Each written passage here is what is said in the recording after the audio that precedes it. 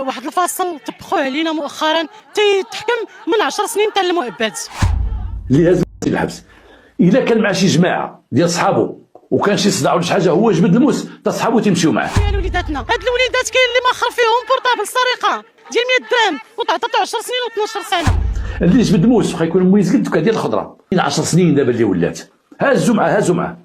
هذا الفصل هذا مابقاش كيهضروا معاك. هذا الفصل المحامي اصلا مابقاش باغي يشد. هذا الفصل اش غنقول لك 10 سنين هذه ما كاين لا هك ولا اذا السرقات بالنشل اللي كاينه دابا لاغريسيون كيما كانت راه ما كاين غير 10 سنين الفوق. هزا الموس جبد اليوم جنوي على بوليسي هذيك القرطاسه البوليسي عنده حق يضربك راسك. في الأيام اللي فات تقلبت وسائل التواصل الاجتماعي شائعات تقول بأن الحكومة صدقت على قانون جديد غادي يخلي أي واحد سرق يتشد ويتحكم مؤبد. الناس يهضروا على شي حاجة سميتها الفصل 507 ولكن هادشي واش بصح ولا إشاعة جديدة من كذب تبريد؟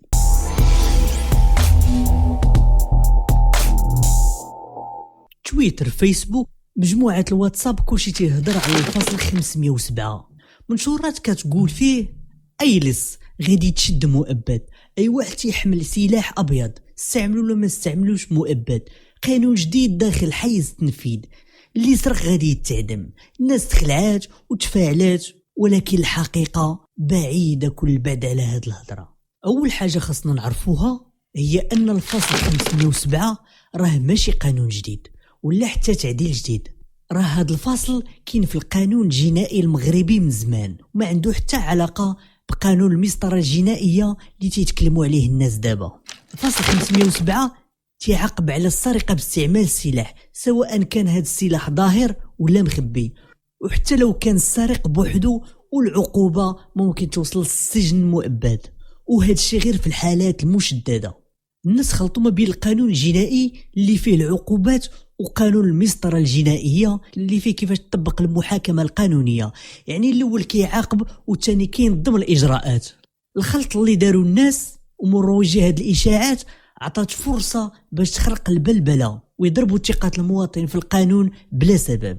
الفصل 507 من القانون الجنائي المغربي كيتعلق بجريمة السرقة تحت التهديد او بالسلاح، وها كيفاش يقول النص القانوني: يعاقب على السرقة بالسجن المؤبد إذا كان السارقون أو أحدهم حاملا للسلاح سواء كان ظاهرا أو مخفيا، وحتى لو ارتكبت السرقة من طرف شخص واحد ودون توفر أي ظروف أخرى من الظروف المشددة. وبمعنى مبسط، إذا كان شي حد سرق وكان هز معاه شي نوع من أنواع الأسلحة وخا ما يستعملهاش، العقوبة ممكن توصل للسجن المؤبد سواء كان تيسرق بوحدو ولا معاه صحابه أو شخص آخر. وتزيد القانون يشدد العقوبة أكثر إذا استعمل وسائل نقل بمحرك بحال طوموبيل ولا موتور باش يوصل لمكان الجريمة ولا يهرب. الفصل 507 كينتمي للقانون الجنائي وماشي القانون المسطرة الجنائية، وهذا خلط وقع مؤخرا في بزاف ديال الصفحات. والقاضي عنده الحق يخفف العقوبة في حالات معينة حسب الفصلين 146 و 147 من نفس القانون، وهادشي الا كاين شي ظروف مخففة. ودابا جا الدور ديالك انت، شنو رأيك في الفصل 507؟ واش تشوف ان العقوبات ديالو منصفة ولا قاسية بزاف؟